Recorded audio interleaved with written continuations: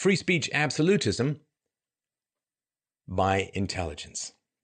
And this is from Word Scores from 2000 to 2016. If you have high intelligence, you are 78% likely to be a free speech absolutist. If you have only above average intelligence, that drops to 56%. If you have average intelligence, which is declining as a whole in the West, if you have average intelligence, you are only 44% likely to be a free speech absolutist. Below average intelligence, 33%, and if you are of low intelligence, you are only 17% likely to be a free speech absolutist. So look at this descending staircase to hell itself.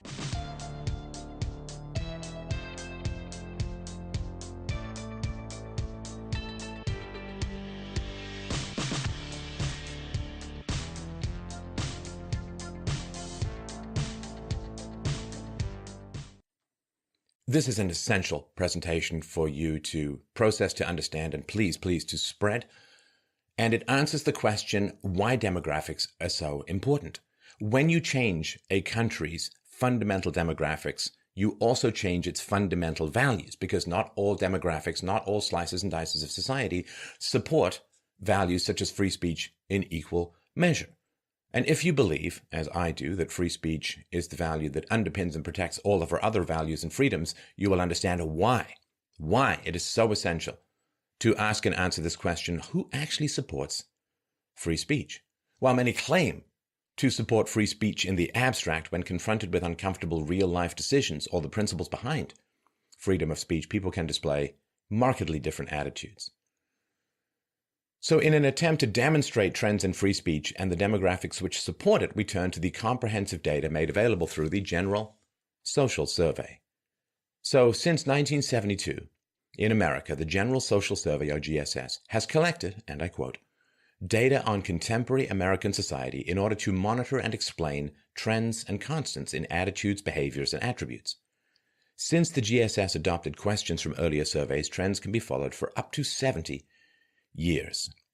So they ask people questions about whether representatives of certain belief systems or sexual orientations should be permitted to give speeches in their neighborhood. And we'll look at this data sliced and diced, but for the purposes of this presentation, we're going to use the term free speech absolutist to refer to those who said that an admitted communist, an admitted homosexual, an anti-religionist, somebody who's against all churches and religions, a militarist, a person who advocates doing away with elections and letting the military run the country, and a racist, a person who believes that blacks are genetically inferior, should all be allowed to speak. So in each of these categories, if you say yes, people who hold these beliefs or perspectives should be allowed to speak, then you are what we refer to as a free speech absolutist.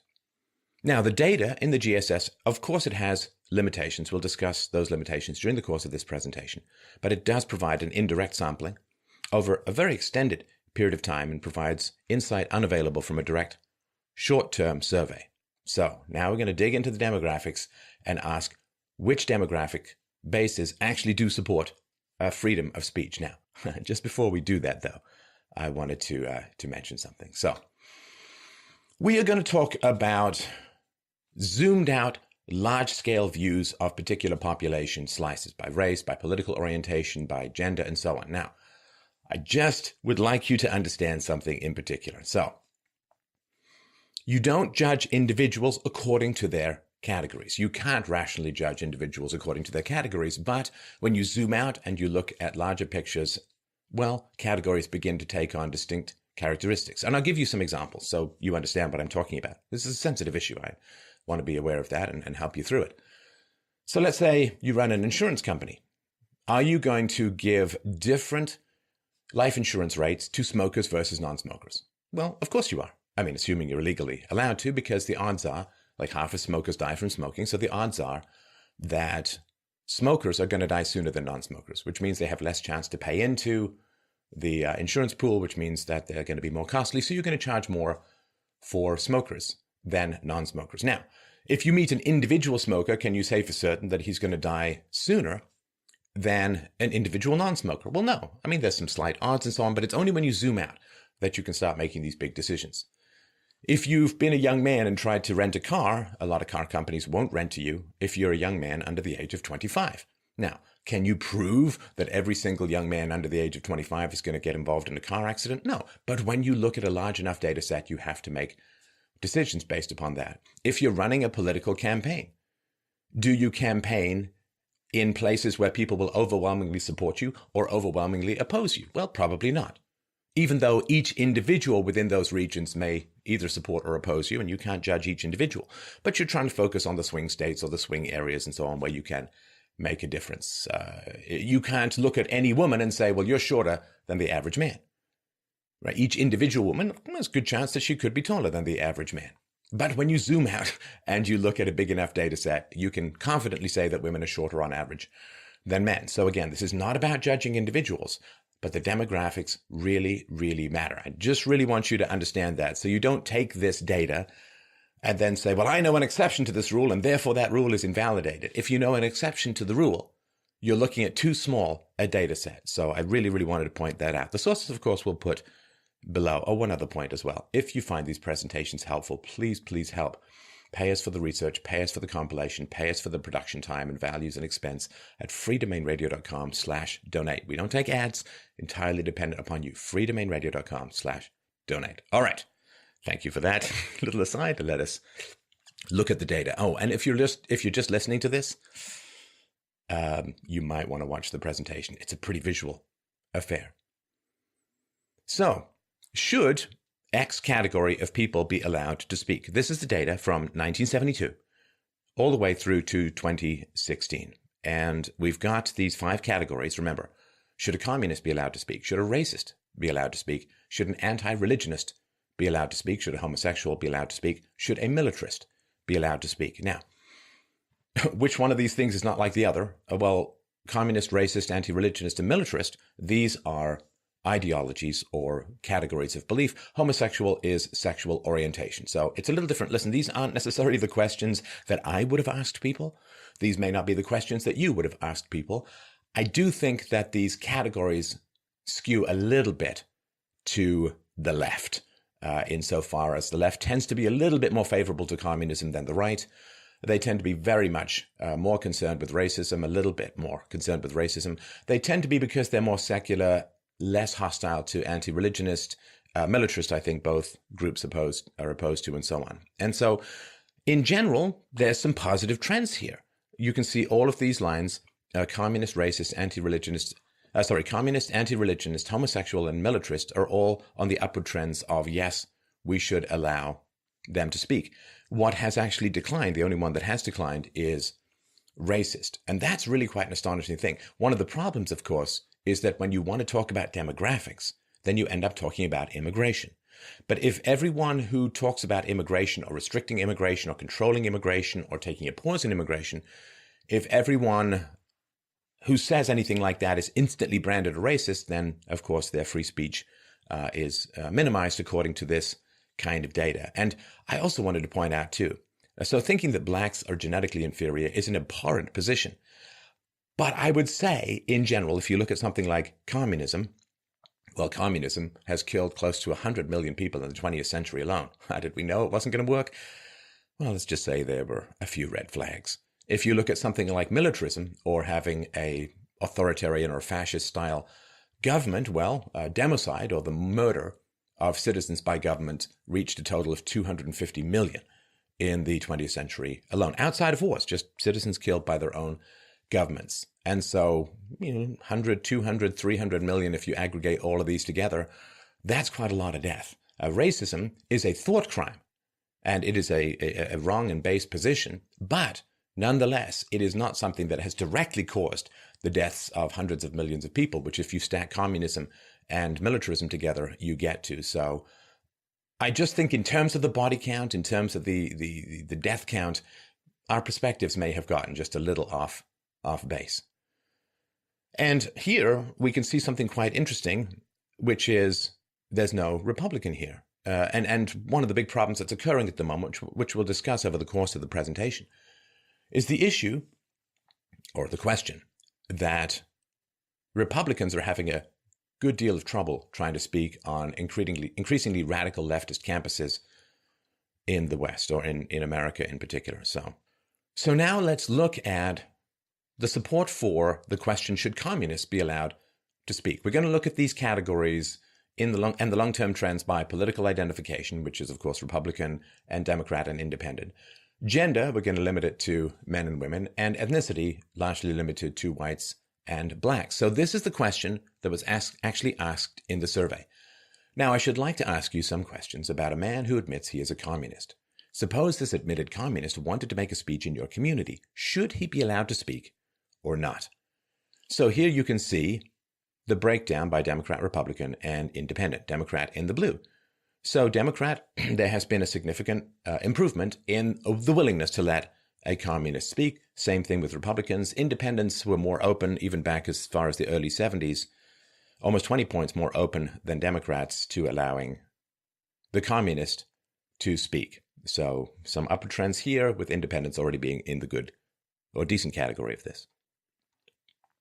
Now, if you look at the difference between men and women, look, we found a gender gap. This one appears to be quite real.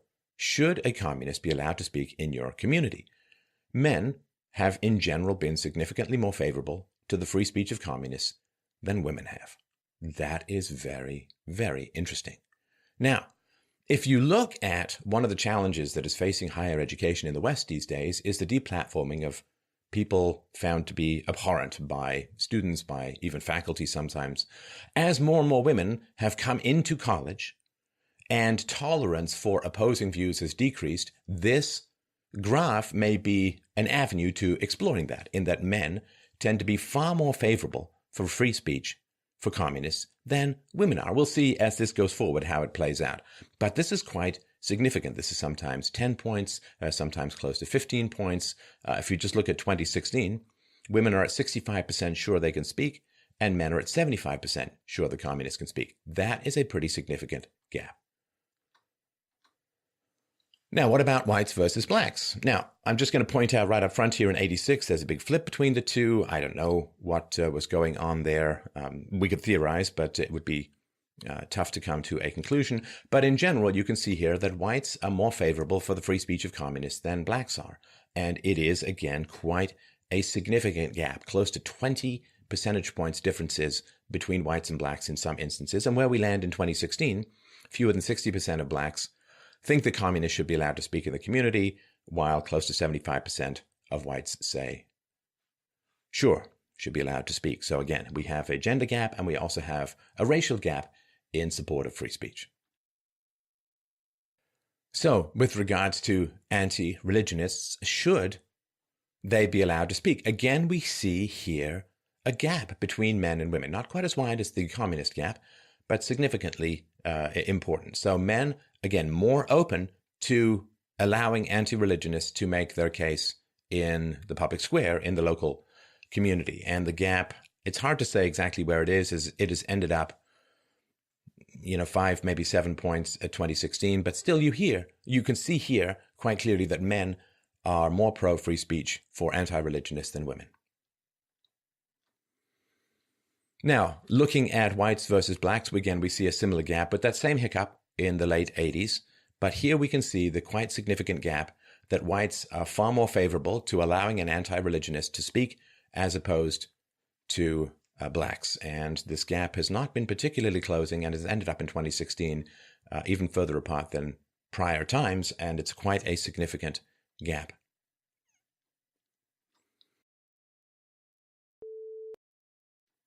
So now we're going to take the third run at slicing and dicing the data, and we're going to talk about free speech absolutism. Again, this is the data 2000 to 2016. Now, you are a free speech absolutist in this context if you say yes to each of the 5 different categories of individuals who wish to make a speech in your community. Do you say yes to the communists? Do you say yes to the militarists? Do you say yes to the racists? Do you say yes to the homosexual? Do you say yes to all of the groups, even though you may vehemently disagree with enormous sections of the content of these speeches? Do you grit your teeth and say, well, it's free speech and it's free speech? So are you a free speech absolutist? Now here we're going to introduce 2 new categories, Hispanics and Asian. Please understand that the Asian category has a fairly small sample size, so take the data with a grain of salt. The others are pretty good. Are you a free speech absolutist? 51% of men are free speech absolutists. Only 41% of women are free speech absolutists. If you look at not just gender, but race, 51% of whites are free speech absolutists, only 34% of blacks, and only 27% of Hispanics are free speech absolutists, and Asians clock in at 35%. So which groups are maintaining free speech? And if you fundamentally change the demographics of a country, as I said at the beginning, you fundamentally change the values of that country. And one of the most important values in the West is free speech. And we can see that as the demographics of the West changes, free speech begins to decay. It is decaying throughout Western Europe. It is decaying in Canada to some degree. It is decaying as a whole. And the question is, what does this have to do with demographics? So here is free speech absolutism by race and gender. So here, if you're white and you're a male, 56% are free speech absolutists. 56% of white males are free speech absolutists. Only 47% of white women are free speech absolutists. And again, that is the difference between sometimes succeeding and sometimes failing when it comes to legislation. Among blacks, 39% of black males are free speech absolutists. 31% of black females are free speech absolutists. Among Hispanics, 31% of Hispanic men free speech absolutists, but only 23% of Hispanic women. Among Asians, 39% of men and 32% of Asian women are free speech absolutists. So if you like your free speech, the only group that has a majority is white males. And thus, if you're against free speech, you're going to rail against white males, which explains a lot of the cultural and ethnic battles going on at the moment. That 50% line, there's only one group above it, and it's not even that much above it, and that is white males. What about religion? Now, in this category, Jewish and Muslims have smaller sample sizes, so again, take it with a grain of salt, but the trends may be important. So, if you're Protestant, 42% of Protestants are free speech absolutists, 41% of Catholics. 54% of Jews are free speech absolutists, but only 25% of Muslims. Among atheists, 58% are free speech absolutists. What about party identification? Now, among Democrats, only 42% of Democrats are free speech absolutists. That rises to 47% among Republicans and drops to 46% among independents. So that is a significant gap. There's a 5 percentage point gap between Democrats and Republicans when it comes to being a free speech absolutist. Now, what about generations? Free speech absolutism. So among the silent generation, the pre-boomer generation, 34% of them were free speech absolutists. Among boomers and Generation X, that data rises to 49%. It's a significant improvement, which I assume would have a lot to do with breaking down barriers in the 1960s. So boomers and Generation X, 49% free speech absolutists. Among millennials, 44% are free speech absolutists. And among Generation Z, which admittedly does have a very small sample size, 33% are free speech absolutists, which is the lowest that has been recorded since the silent generation. And again, we can see on college campuses and other places that the intolerance of free speech is growing. This would be one of the reasons, or at least one of the indicators, as to the cause. Now, if we look at free speech absolutism by race and nativity, we get the following very illustrative data. So if you're a native-born American and you're white, 52% of you are free speech absolutists. But if you are white and a foreign-born American, that drops down to 42%. It's a 10 percentage point gap in free speech absolutism between native-born Americans and foreign-born Americans. If you're a native-born black, 35% support free speech absolutism. Foreign-born American blacks, 28%. Among Hispanics, 37% of native-born Americans who are Hispanic support free speech absolutism. Only 16% of foreign-born Americans support free speech absolutism. Among Asians, 47% of native-borns versus 30% of foreign-borns. Now, foreign-born, Black, and both Asian categories do have a small sample size. And this is chilling for those of us who are very concerned about the continuity of free speech, looking at these various categorizations. And that is why people who want to talk about immigration are concerned about this kind of information. This may be stuff you kind of know instinctively. Well, we've got a lot of immigration, but free speech, intolerance towards free speech is growing. Here's the data which supports this. It doesn't tell everyone exactly why. We get to some of that in a moment. What about mothers by marital status?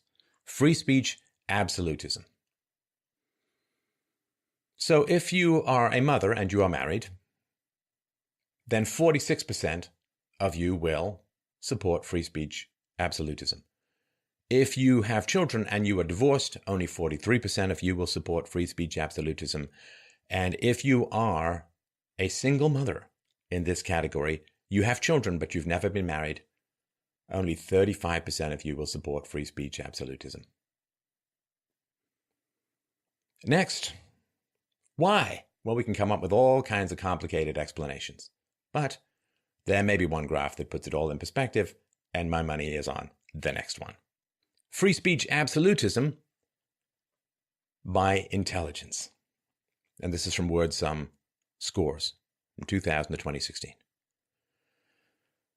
If you have high intelligence, you are 78% likely to be a free speech absolutist.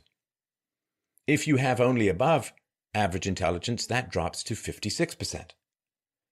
If you have average intelligence, which is declining as a whole in the West, if you have average intelligence, you are only 44% likely to be a free speech absolutist. Below average intelligence, 33%. And if you are of low intelligence, you are only 17% likely to be a free speech absolutist. So look at this descending staircase to hell itself. And this is one of the reasons I talk about intelligence disparities between ethnicities, between genders, and so on. It is important. The values that we survive on, the values that allow us to continue to flourish in the West, came from extraordinarily high IQ people in relatively high IQ environments, in fairly high IQ societies. So that is an important consideration. Run through this once more if you're just listening. High, 78%, free speech absolutism. Above average, 56%, average, 44%, below average, 33%, and low, 17%. And of course, having high intelligence allows you to see down through the tunnel of time for the blowback of the principles you support in the here and now. And so if you say, well, that perspective is odious and must be banned, well, if you're smart, you say, okay, well, if we give people the power, to give the government the power to ban ideas, then my enemies are going to use it to ban my free speech. So I don't want that rule. Even though I'd love to get rid of this particular perspective, I'm not going to do it. Based on principle and also based upon blowback. I don't want to give the government the power to police speech because they're going to use that power against me all too quickly. So it is a high IQ phenomenon to be principled in many ways. Not just because you have to understand the abstract principles, you have to manage your emotional revulsion at some of these perspectives and say, well, I find these perspectives repulsive, but that's the whole point of free speech. Nobody has to defend the free speech of kittens are cute. People have to defend the free speech of people considered to be the most egregious in society. It's never popular to defend free speech because people only want to violate the free speech of people they enormously dislike. And there is this weird trick now where if you defend the free speech of odious people, you are considered to be supporting odious people when you're simply supporting a principle. So the data is not perfect. Fully understand that, but it's absolutely worth talking about this. This is decades worth of data and it shows particular trends. Now, if you want to know more about why demographics are so important, you can check out my presentation, link to it below, called The Truth About America's Survival Demographics. Now, this is American data, to be sure. However, this is not just about America. Everywhere there is mass immigration, these issues are going to present themselves. And, if you have bad ideas, you don't want to be subject to the scrutiny of free speech, to the marketplace of ideas. You don't want to be challenged. And if you're on the left and you have bad ideas, you're going to support immigration from demographics that don't support free speech, because then you're going to be able to chisel away at free speech and shield your bad ideas from criticism.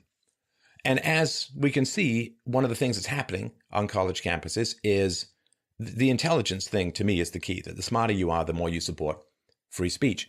And as colleges have opened up their doors and gates to just about anybody and their dog, well, what's happened is the average intelligence of people in college has gone down and the intolerance for free speech has gone up, just as you would predict.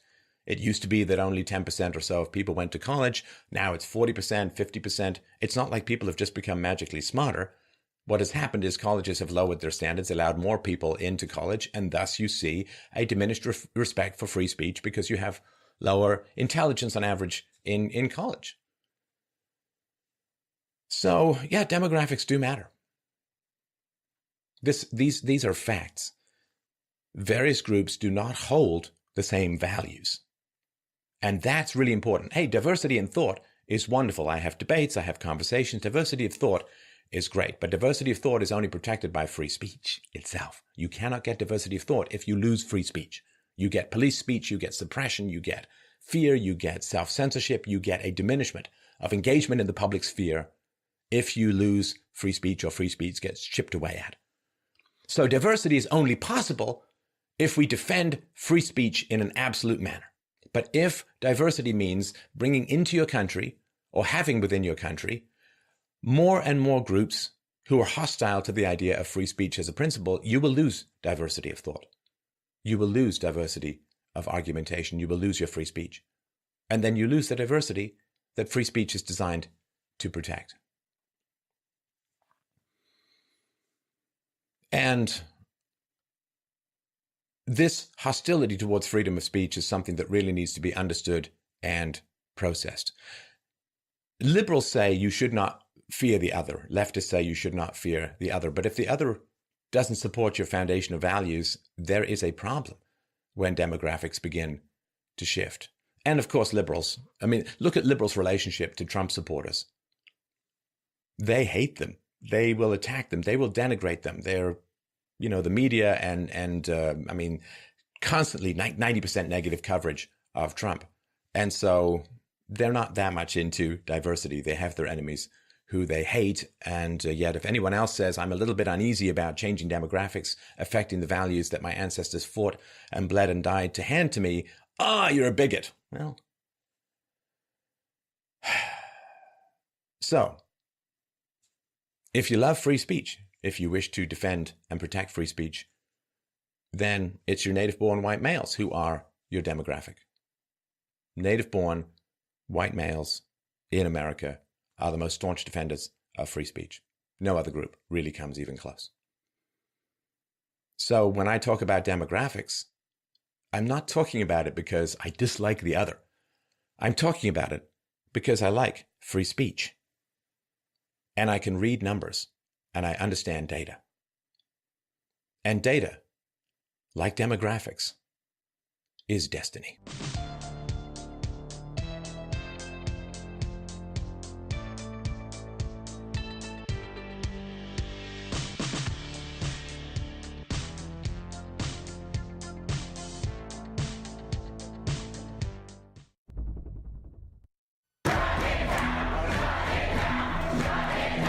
Sociologist Charles Murray was supposed to speak yesterday at Middlebury College in Vermont, and he would have done so if a mob of protesters hadn't decided to stop him.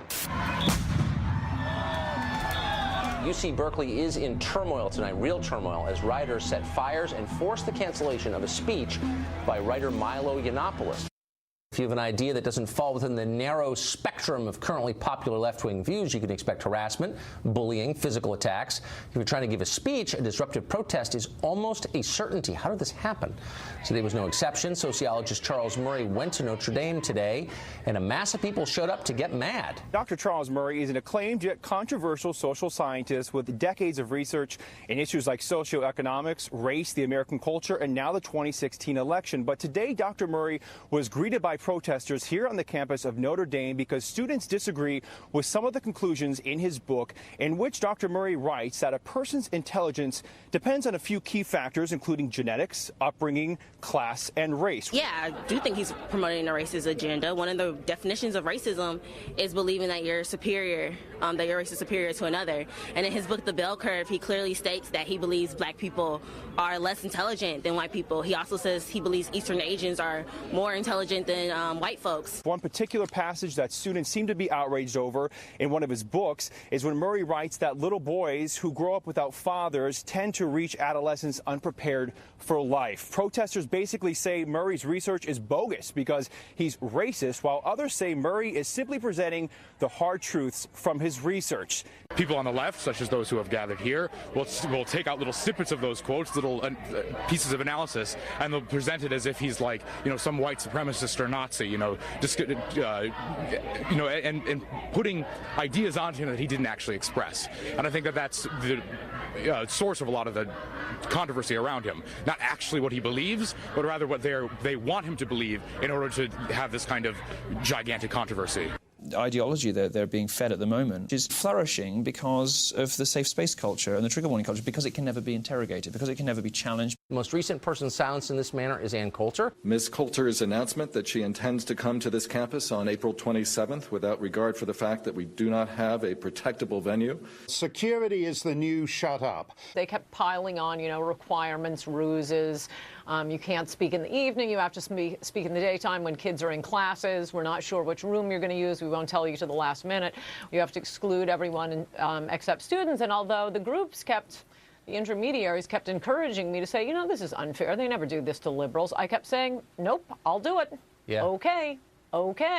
So I agreed to all of their demands, and then wake up this morning and they send out a letter saying how much they love the First Amendment and freedom of speech, and they're so committed to it, but we're just canceling her anyway. What they are terrified of, because they can't fight it with facts, is libertarian and conservative points of view.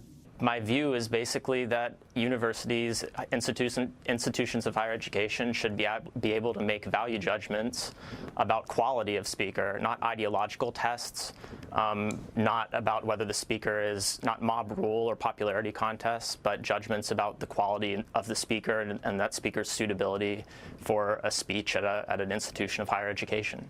Okay, so those are so subjective, those terms, that they allow a college to stop speech they disagree with, which is, of course, exactly what happens. I can't think of an occasion in the life of Colby College, for example, when conservative students have stopped a liberal speaker. It's always the other way around. So what are the criteria? Why is Ann Coulter, for example, who's raising big public policy issues, immigration, why is she not suitable?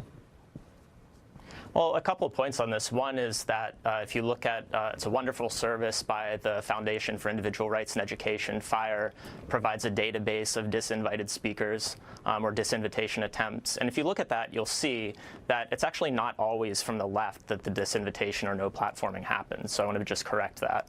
But the thing is, the fact of the matter is... Can you name a single example where a speaker has been physically prevented from speaking by conservative students? I know basically that Barack Obama and Alice Walker have been sort of denied, or at least attempted. They were not stopped from speaking. Nobody put their bodyguards in the hospital. Nobody threw rocks against the building or pounded on the windows. Conservative students have not, that I'm aware of, and I would denounce it immediately if they did, stopped any speaker, and yet you see it on the left, and yet your piece doesn't say one word about that. I wonder why.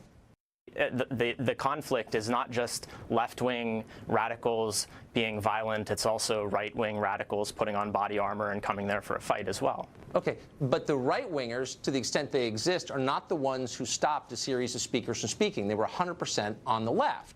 And you don't mention that in your piece, and you don't suggest any punishment for those people. If you're a near free speech absolutist, as you claim you are, what should happen to people who prevent someone from expressing his or her political views? Should they be expelled? I'm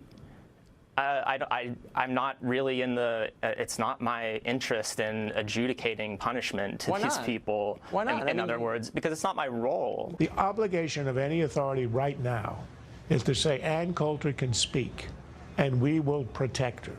That's why you pay your taxes. That's why we have a police, and we are not going to allow a gang of thugs, really fascist gangs. This is how it started in Europe in the 20s and the 30s.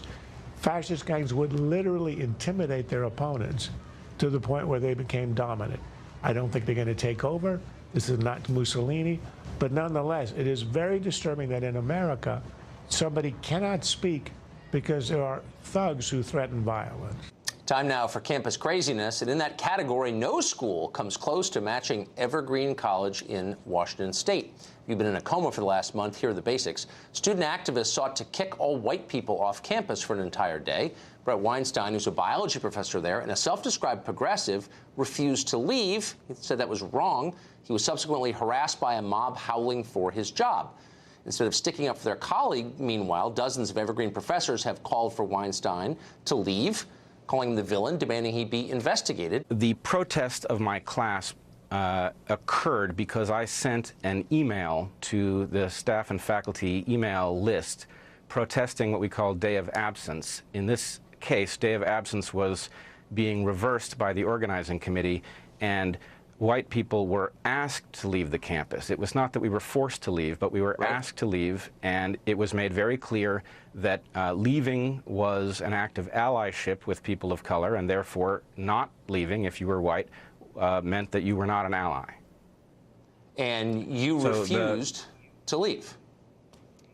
I did refuse to leave, and I sent a letter. I think it was very carefully stated, but it said that there was a tremendous difference between a population absenting themselves from a shared space and a population deciding to absent other people from that same space, and that on a college campus, people should be equally free to be on campus irrespective of their skin color. People are self-identifying into tribes. What they will not tolerate is diversity of opinion.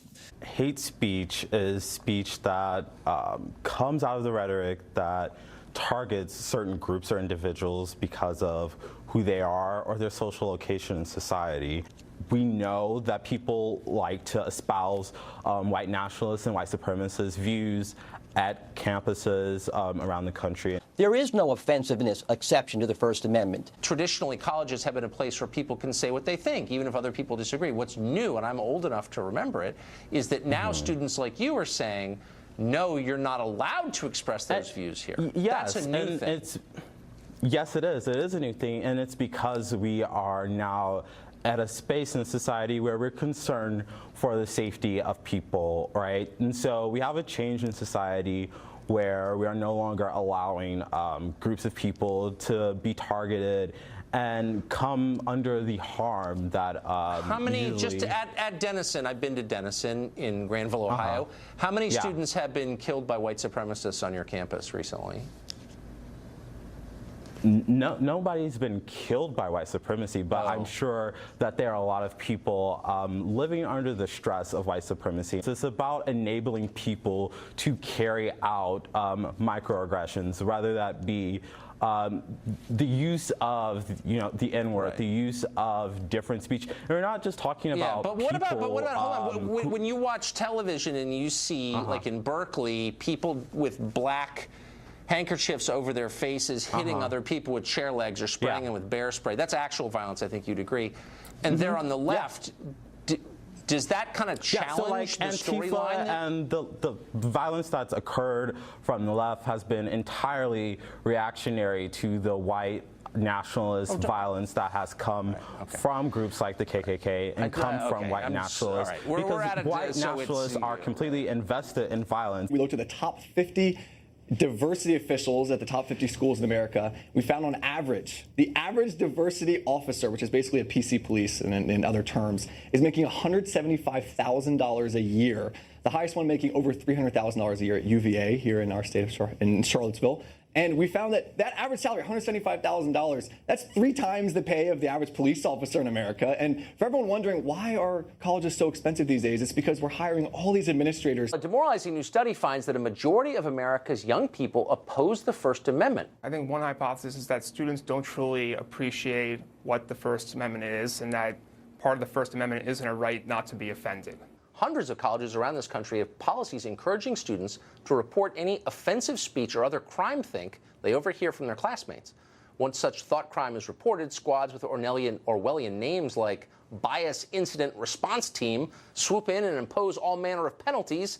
These range from sensitivity training to suspension. Not only is it real, it's really horrifyingly widespread. We found more than 230 of these teams in our searches across campuses nationwide, and we're sure there's more that we haven't identified. The ones we found, though, cover and they monitor the speech of 2.84 million students. These are all going into a big database, generally controlled by the government. 42% of these bias response teams include police departments. And so, for instance, at Dartmouth, if you go to their bias response form and you can anonymously put something in, that goes straight to the judicial affairs folks and the police. Donors should not contribute to schools, and even my school, if they won't comply with basic notions of due process and fundamental fairness. Talking heads regularly complain about how dumb the American population is. Untrue. But if it were the case, you could thank the media for it, at least some of the spread of dumbness. Consider Kamau Bell, host of CNN's documentary series United Shades of America. Quote, "If your free speech leads to hate speech and it makes people feel unsafe, then universities have the right to protect the kids on campus. That's not about free speech, it's about safety." Actually, Bell is completely wrong. Supreme Court precedents are very clear on the scope of free speech in this country. First of all, there is no hate speech exemption to free speech. Sorry, kids, there isn't, and it never has existed. In Snyder versus Phelps, the court made it clear that public speech can never be punished simply for being offensive. In Legal Services Corp versus Velasquez and many other cases, the court has ruled that government entities cannot treat speakers differently simply because of their viewpoints. So if Berkeley is willing to host left-wing speakers without any problems, then it must allow conservative speakers as well, regardless of what threats are made by violent agitators against those speakers.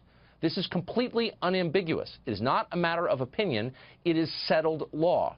It is precedent set by the Supreme Court again and again. But instead of teaching these facts, outlets like CNN are foisting a false storyline on the public and endangering, ironically, the very rights they owe their existence to, and they ought to stop.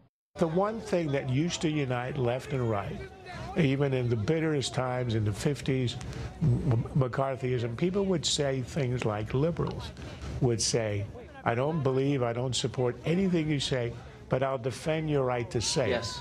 If you can't have the government guaranteeing the safety of speakers, then we have lost one of the fundamental uniting elements of our society. If there's anything that unites us, it's believe in the First Amendment.